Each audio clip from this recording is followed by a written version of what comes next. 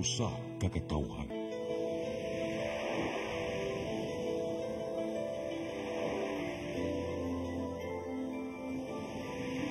Cebu Catholic Television Network.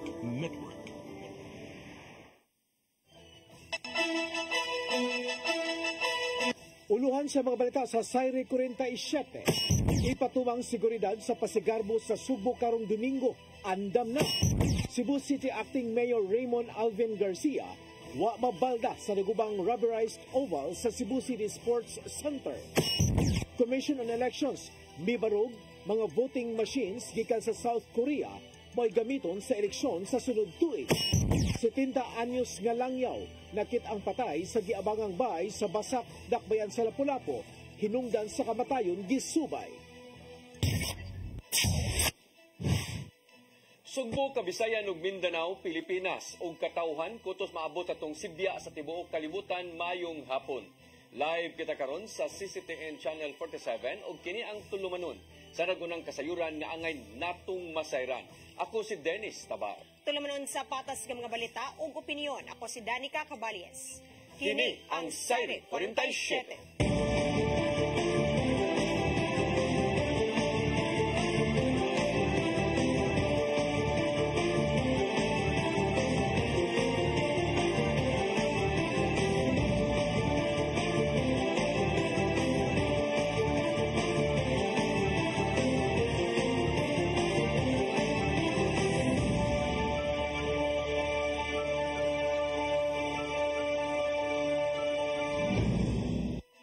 O karon sa kompletong detalye sa atong mga balita, dulan 2,000 ka mga police personnel o mga sundao, lakip na ang mga force multipliers nga mo'y muhatag sa seguridad sa Pasigarbo sa Sugbo karong adlawng Domingo.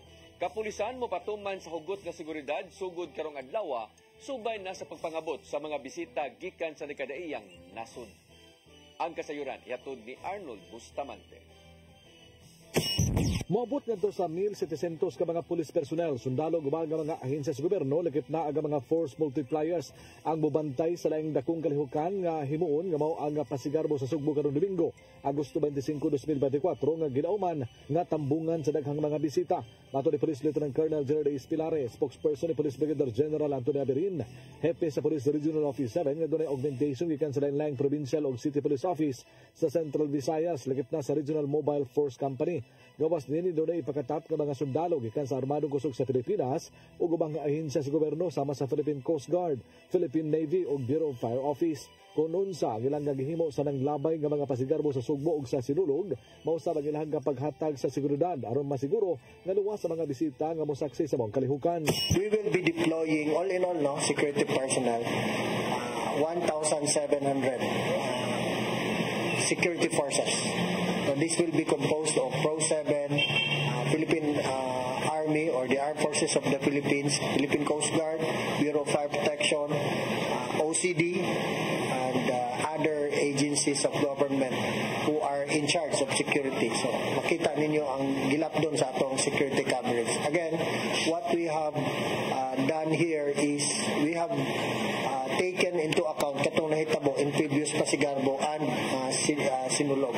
So this is the specific instruction of our regional director to make sure that everything will be all right as far as security is concerned. Nagsugita sa pagpangabot aga mga bisita gikan sa laing nasod ug gusto sila nga gilauman nga moabot sa Sugbo aron sa pagsaksi sa Pasigarbo. Mao aga mga bisita gikan sa nasod sa Russia dinang gitahasan nga mobantay niini mao ang Police Security Protection Unit. Wala hinon makadawat og hulga sa seguridad ng kapulisan nga nagtinguha nga mosamok sa Pasigarbo apan wala sila mo kumpiyansa nga tungod ini isa kanila ang ilang alert status ato sa adlaw sa Pasigarbo. There are expected prominent personalities who will be coming over. We have also prepared for this together with our Police Security Protection Unit. And there are also foreigners from Russia who are here already. And your Police Regional Office 7 is delivering security coverage. Now, our assurance to the public, as just like in previous events, Pasigarbo, Sinulog, Palarong Pambansa, we are prepared for this, and this is a comprehensive effort among all security agencies in Central Visayas. Kapin sa 50 ka mga contingents ang mosalmo sa Pasigarbo, then gibutang sila sa mga deleting area nga doon mga pulis nga nakabantay. Doon himuon nga dry run ang Cebu City Police Office uban sa security team sa Piero 7 aron masayran kung unsay kuwang o kung dunay adjustment sa paghatag sa seguridad. Arnold Bustamante, CCTV. Mga contingent sa Pasigarbo sa Sugbo 2024 nagsugod na sa ilang rehearsal sulod sa Cebu City Sports Complex. Mipambito sa mga choreographers sa mga angayang atangan sa mga mananaw karong Domingo. Ang kasayuran hatod ni Gian Navarro. Pipila na lang kaadlaw sa dili pa ang Pasigarbo sa Sugbo Grand Showdown, subsub na ang pagpangandam sa palibot sa Cebu City Sports Complex. Walay puwas na ang rehearsal sa matag LGU, ibabaw sa giandam nga grand stage, aron maanad na sa ilang posisyon. Nagsugod na ang blocking og rehearsal sa sulod, sukad ganyang kadlaw diin, giatagan og hangtod usa ka oras ang matag LGU aron makapractice. Magpadayon hinuon kini hangtod nga mahuman na ang kapin 50 ka mga contingents. Usa sa mga nagpakita sa kaandam mao ang Ani-Anian Festival sa lungsod sa Tabuelan. Bisan sa kainit sa panahon, gitingwa sa dancers nga maanad na sa ilang posisyon aron makabuylo na sa higayang manayaw na sila karong Domingo.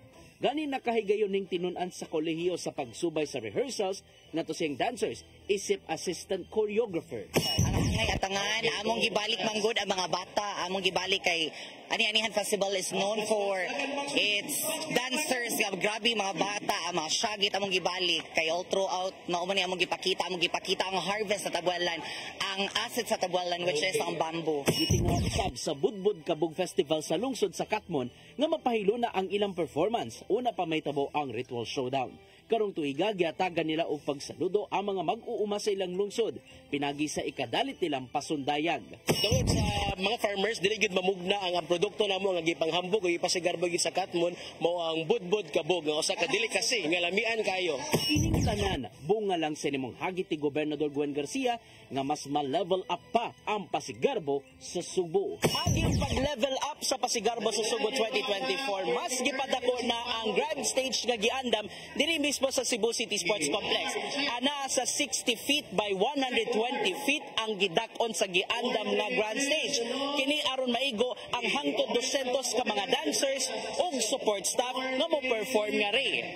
Kabayan kini sa tinguhan ni Gobernador Gwendolyn Garcia nga mas ma-level up pa ang standards sa matag festival performance. Sa laing bahin, formal lang gipaila sa publiko ang 47 ka mga kandidata sa Pasigarbo sa Sugbo Festival Queen ato sa pagbukas sa One Cebu Expo kagahapon.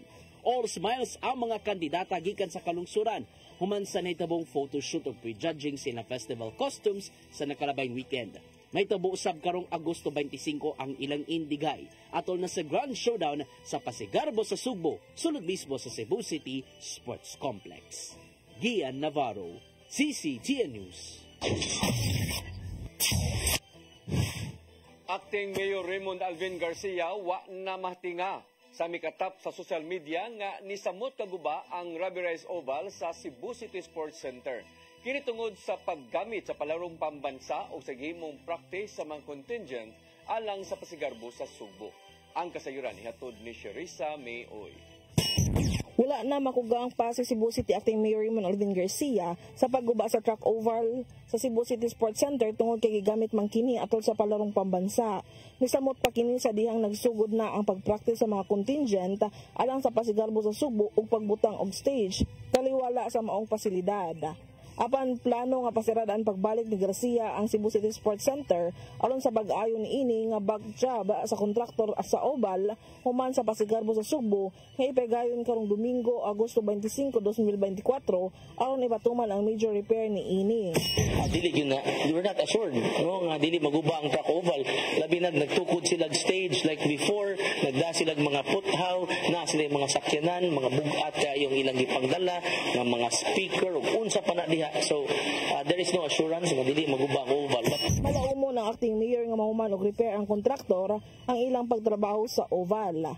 Giangkon niya nga wala siya makontento sa trabaho sa kontraktor, hinungdan nga dili pa niya kinibayaran og full payment kung dili siya makontento sa overall repair.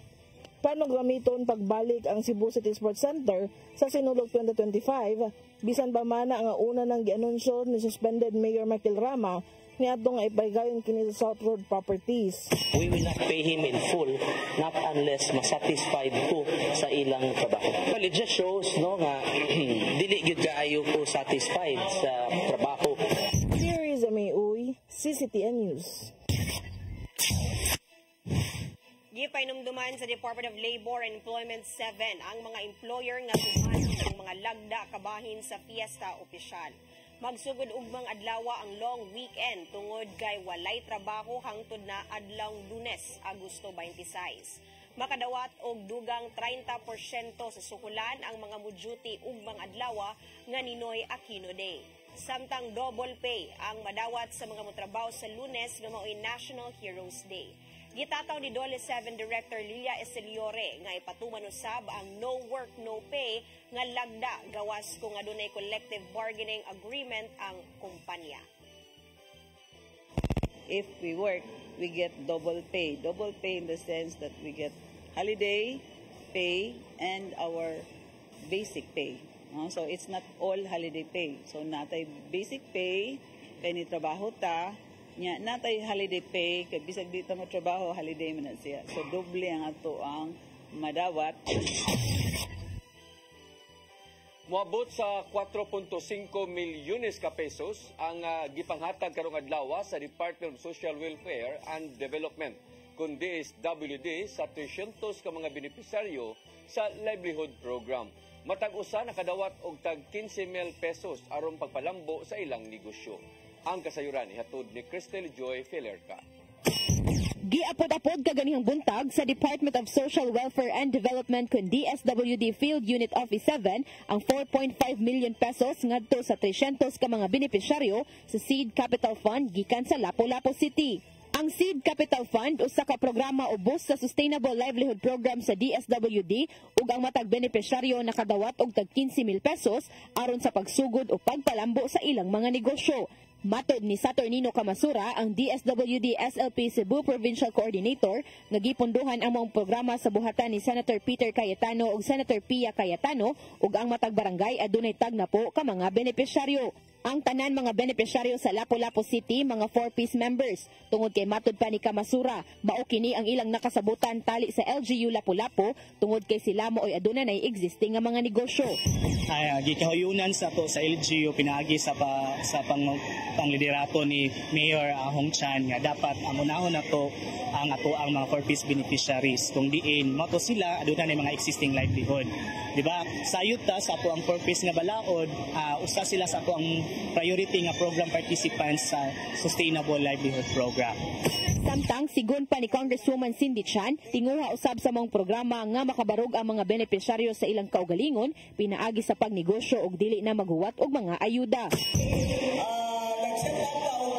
Kapital ninyo para masuspender o mapalambo pa ang inyong negosyo. No? Di ta gusto nakamutanan, magsigilang hatag o sigbuhat o ayuda. Gusto na mo or kapahapon ni na gusto ninyo pasikay-sikay, magpaningkamot sa inyong kaugalingon, di ba? Idugang ni Camasura nga i-monitor nila ang mga benepisyaryo sulod sa 3 ka tuig aron sa pagsiguro nga gigamit gid kini sa negosyo. Once makadawat na sila sa ila maong grant nga 15,000, aduna sila'y mga resibo nga isumiter dito sa opisina namo. Among i-check usa-usa kung sakto ba napunta ba sa insakto ang maong ang kwarta. Aside sa ato ang pagsubmit sa dili lang diha taman, atoa silang i-monitor. Natay every 3 months nga monitoring sa ila sulod sa pila ka tuig. Ang Lapu-Lapu City kauban ang Alegria, Bourbon ug Santa Fe mao'y upat ka mga LGUs nga gipunduhan ni Senator Cayetano para sa maong SLP ug ang Lapu-Lapu mao'y pinakadaghan og benepisyaryo. Cristel Joy Filerca, CCTN News. Philippine Statistics Authority Cebu miauham sa publiko nga likayan ang mga naghimo og national ID sa kilid-kilid o online. Kinitungod kay illegal ang pagprint sa digital national ID ngadto sa plastic card. Ang kasayuran ni Hato Digian Navarro. Mipaybaw mismo ang Philippine Statistics Authority sa Sugbo nga likayan una ang pagbutang sa digital version sa national ID ngadto sa mga plastic cards. Gibantayan ni mismo sa ahensya ang mga manghimuay og plastic cards aron ipatik diha ang detalye sa national ID. Ilabi na nga nagtanyag ang mga manghimuay nini online o dilibaka sa mga kilid-kilid tungod daw sab sa kadugay sa pagpaabot sa ilang physical card. Mato di Belchor Bautista sa PSA Cebu nga nipagawas og mando ang uluhang buhatan sa nakalabayng buwan bahin sa mga lagda sa digital version sa national ID. Suma pa niya nga illegal kini ug posible mag-atubang og mga tukmang silot kung mapamatud-an man. Natay penalty nga 3 years to 6 years imprisonment. Now, 1 million pesos to 3 million pesos nga impuan niya. Penalty. Mong itataw ni Bautista nga magpabilin lang mismo sa cellphone ang digital version sa national ID. Malantaw kini og mahimong ma-download sa website nga national-id.gov.ph. Sanglit dawaton man ang mong matang sa ID, ingon man ang paper version sa National Philsys ID. Gipasabot usab ni Bautista nga gituyo sa PSA ang maong mga lakang tungod sa nagkadaghang backlogs sa physical card sa Philsys ID nga ihatod na mismo ngadto sa kabalayan. So, ako lang hangyo sa atong mga katawhan nga dili mo magpalinlang, di mo magpadala ng mga gingon nila nga ang digital ID ilang i-laminate or dili gyud ilang himuan og PVC, i-transfer nila, i-print nila sa PVC. Wala na gitugot yun sa ato ang PSA. Awang sa PSA Cebu sa publiko nga mahimo silang musumbong sa ilang buhatan kung adunay mga naghimo o mga faking national ID. Kini aron masumpo na uban sa pakig-alayon sa PNP ug NBI. Gian Navarro, CCTN News. Cebu Investment and Tourism Forum ni pahigayon sa siyudad sa Mandawi. Kung gipahigayon sa siyudad sa Mandawi, gipasugdahan kini sa kagamhanan sa probinsya sa Sugbo sa papakig-alayon usab sa Mandawi Chamber of Commerce and Industry. Ang kasayuran ihatod ni Mary Rose Sagarino. Sa usa ka hotel sa siyudad sa Mandawi, gipahigayon ang Cebu Investment and Tourism Forum diin kitambungan sa mga guest gikan sa Russia ug mga negosyante sa Sugbo. Sa forum gituki ang mga best practices kabahin sa negosyo, turismo ug medikal. Kini subay na sa sisterhood agreement sa St. Petersburg ug Moscow sa Russia ug sa kagamhanan sa probinsya sa Sugbo. Ang forum gipahigayon sa probinsya ug sa Mandawi Chamber of Commerce and Industry. Best practices, technology, and then also what we can link towards them that they need from here. Ang kalihukan gitambungan usab ni Mandawi City Mayor Jonas Cortez din gipahibaw ni ini ang mga balaudnon sa Mandawi nga naghatag og amnestiya sa real property tax. Ang real property tax amnesty na pasar na sa ikaduhang pagbasa sa konseho. Din ang tanang penalty sa mga ninglabay nga katuigan ang gikondon og pagkanselar sa tanang real property tax liabilities hangtod sa tuig 2019. Gawas ni ini ipatuman usab ang moratorium sa pag-require sa real property tax nga precondition sa pag-issue og business permit para sa tuig 2024. A cornerstone of Mandawi's success is our robust and supportive business city sector, led by the Mandawi Chamber of Commerce and, of course, the Filipino Chamber of Commerce. Mary Rose Sagarino, CCTN News. Musunod, Commission on Elections mibarog mga voting machines gikan sa South Korea may gamiton sa eleksyon sa sunod tuig. Kana og daghan pa mga balita sa pagbalik sa Sayri 47. Discover the beauty of the Philippines.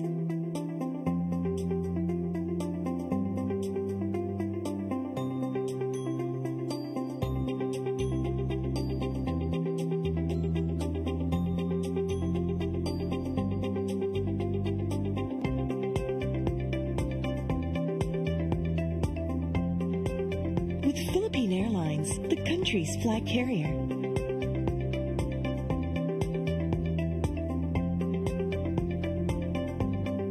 The airline that lets you feel the warmth of the nation.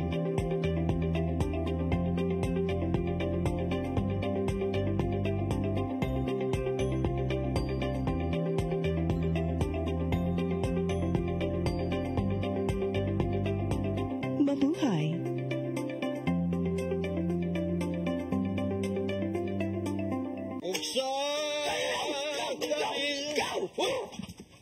man kang tambulakan, kalit na kang abot. Nalantigan ron. Gitara ko nga gamay, gamay kaayo. Gitara ko nga dako, gamay kaayo. Dailing! Sa man ang utangan nga naam na si Mungguyo dito. Pamanggoy siya, naong ikatubang ni mo Dailing kay... Tarong mo? Nganong imam kong i-apel ni Dailing ha? Huwag man ko'y labot. Kini pa nil nga! Kini!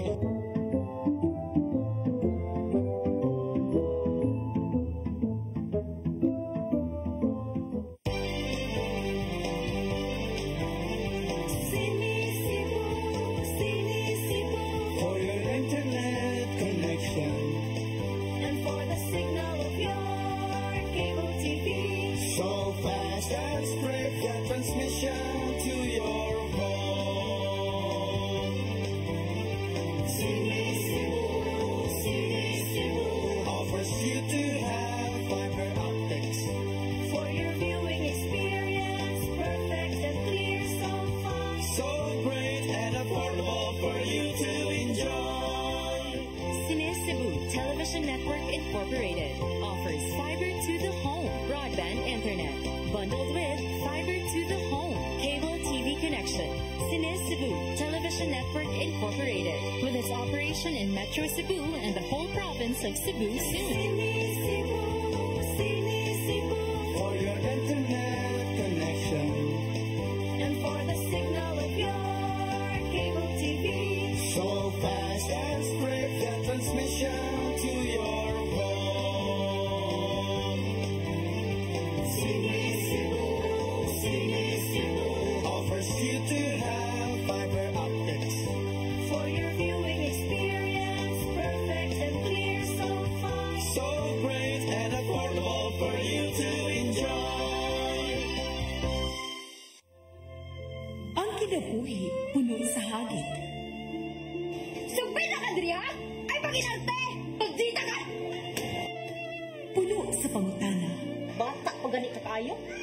Pagpuyap-puyap na ka? Kinsa man ang masakitin ako din ay ganun ang kinsa! Si Buto may pasabot na di. Puno sa luha. Nagpili pang ako nga imong anak o kanay imong mga babae. Kasuko. Yung ginagawa ko pa. Kaluoy ka ni Papa. Apan bisan mangit-ngit pa ang imong kalibutan, aduna pa'y nagpahiping kahayag. Aduna ka pa'y kasumbungan. Mga laman, hanap na. Dear Tatay, Tunog na unod na. Ngamong handungan. Wailain pagi aron masabtan nato ang Biblia. Kinahanglan nga doon na tayo relasyon kang Jesus. Hangtod sa lain natong panaguban, kagang salamat siya. Tunog na unod na.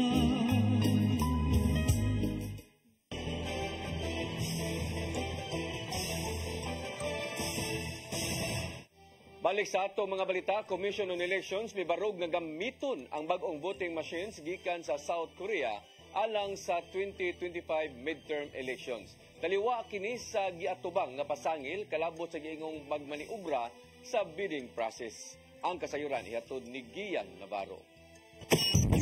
Gibarugan sa Commission on Elections nga gamiton ang mga bag-ong kahimanan gikan sa Miro Systems alang sa 2025 midterm elections. Taliwa kini sa reklamong giatubang ni COMELEC Chairman George Erwin Garcia ug laing pito tungod sa giingong pagmaniobra sa bidding process alang sa bag-ong voting machines.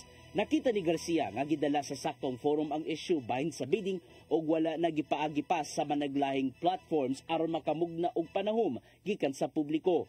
Dugang pa ni Garcia nga wala gitugutan sa Korte Suprema ang temporary restraining order nga giduso sa usa sa mga reklamante batok sa 18 million peso contract sa Miro Systems gikan sa South Korea. Mao magpadayon sila sa mga nasugdang plano ug hayan dili maapektuhan ang gihimong timeline paingon na sa adlaw sa eleksyon 2025. Naumang mopagawas ding si Manaha ang official guidelines alang sa pagduso og Certificate of Candidacy nga may tabo karong Oktubre. Nabutag ni Garcia among issue taliwa sa kabalaka sa pipila ka mga magbabalaod nga basin mo balik lang sa manumano nga inihapay sa mga boto. Mong napaglantawan ni One Rider Party List Representative Ramon Rodrigo Gutierrez nga kinanang masulbad ang mong issue bahin sa bidding aron dili matandog ang pagpangandam sa umaabot nga eleksyon. Gian Navarro, CCTN News.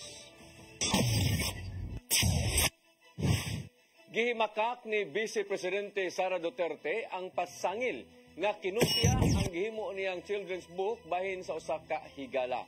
Sa gipadang pamahayag sayon ra alang ni Duterte ang paghimo og hamubok nga sugilanon alang sa mga bata di nagagikan kini sa kaugalingong kasinatian. Maong dili niya kinahanglang mangupya og laing istorya aron lang makabot ang tinguha nga makabasa ang mga bata. Daana nga midipinsa atol sa budget hearing nga gituyo paggasto ang 10 milyones pesos na pondo sa iyang buhatan aron makahimo sa maong libro ug mahatag ngadto sa mga bata. Tungod sa giatubang nga pagsaway sa katawhan ug mipa si atab nga bunga lang sa pamulitika. Musuwa si Duterte og lain pang libro kalabahin sa pagbudhi sa usa ka higala.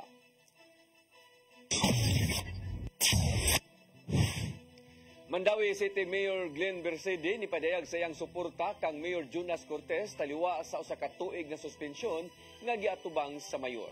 Ang kasayuran ihatod ni Mary Rose Sagarino. Kung pagalingon na stand firm yun, ay ami Jonas yun.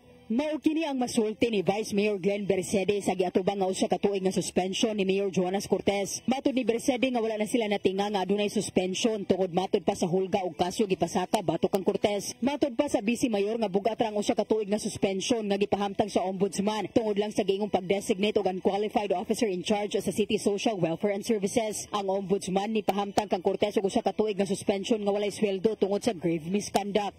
Mas dako pang kaso ang graft and corruption kaysa grave misconduct, di ba?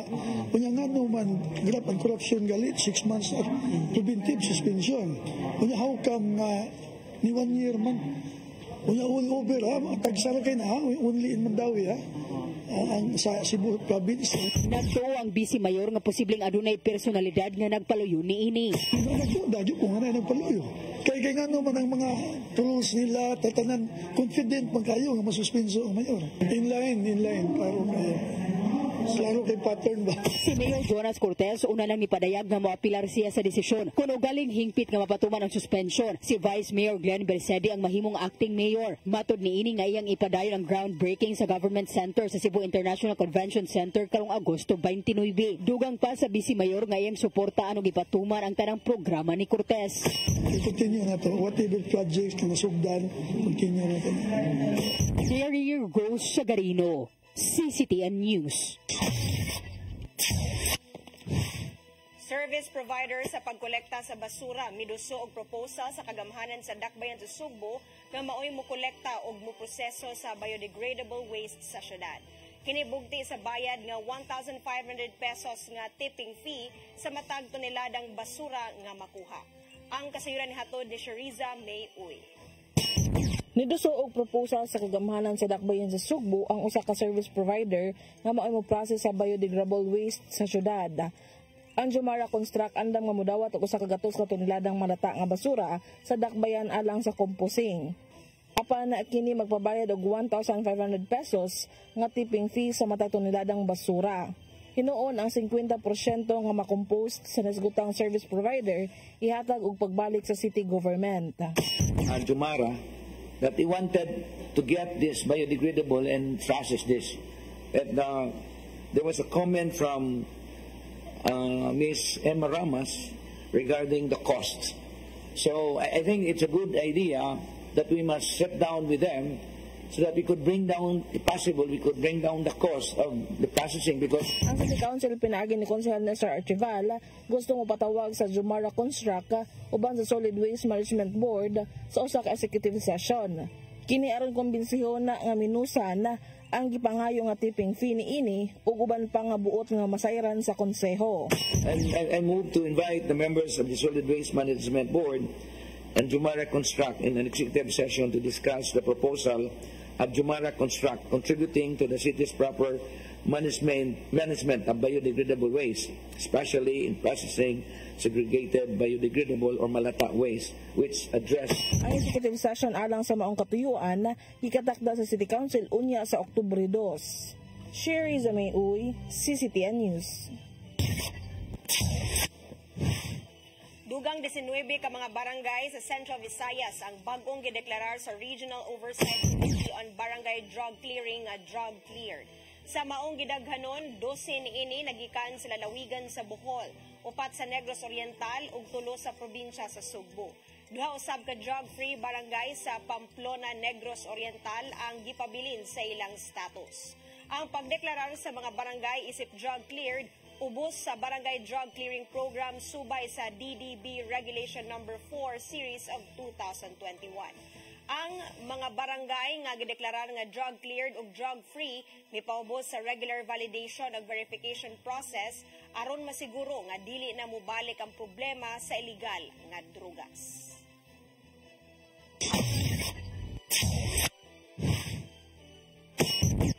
Musunod, 70 anyos nga langyaw nakit ang patay sa giabangang balay sa Basak, Dakbayan sa Lapu-Lapu, hinungdan sa kamatayon gisubay. Kana og daghan pa mga balita sa pagbalik sa Saire 47.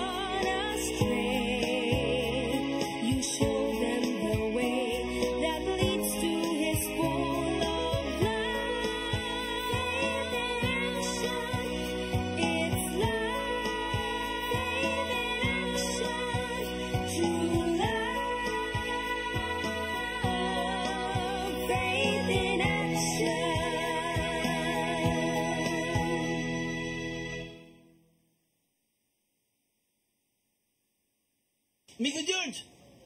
Oh, ako? Naon sa maning tanawan eh, oh. Kalma lang ni Godido. Sila ko ito. Mga mas kasulig. Sayo na.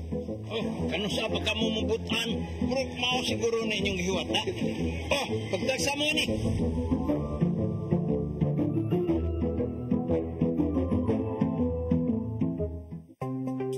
Discover the beauty of the Philippines.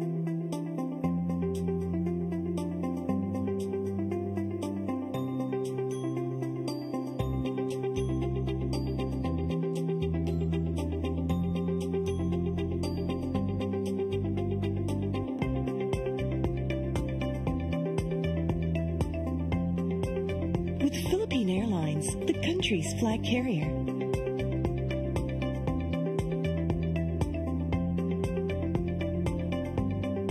The airline that lets you feel the warmth of the nation.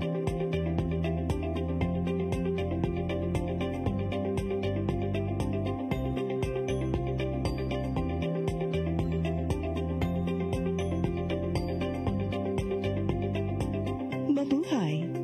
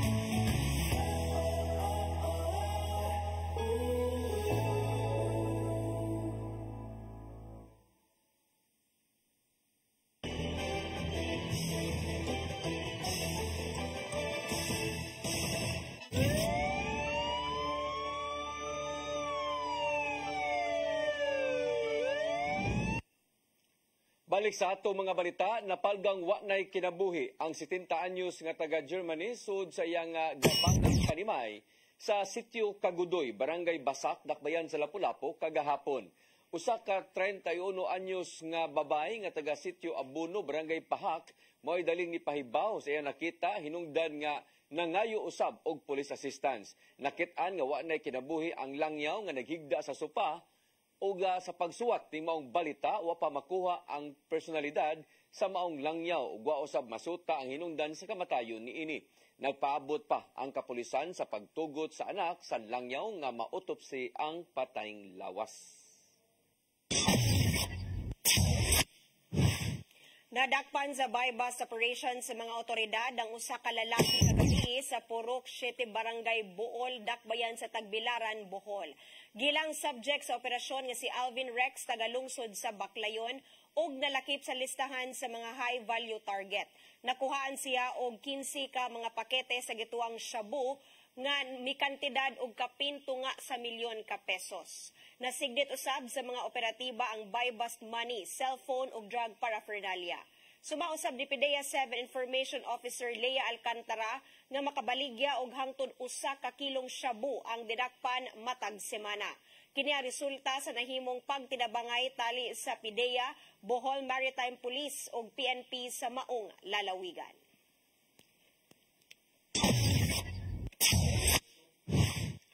Mao kantong naglangkob sa atong mga balita sa Sayre 47. Ako si Dennis Tabar. Ako si Danica Caballes, hangtod ugma sa inyong paboritong tulumanon. Sayre 47.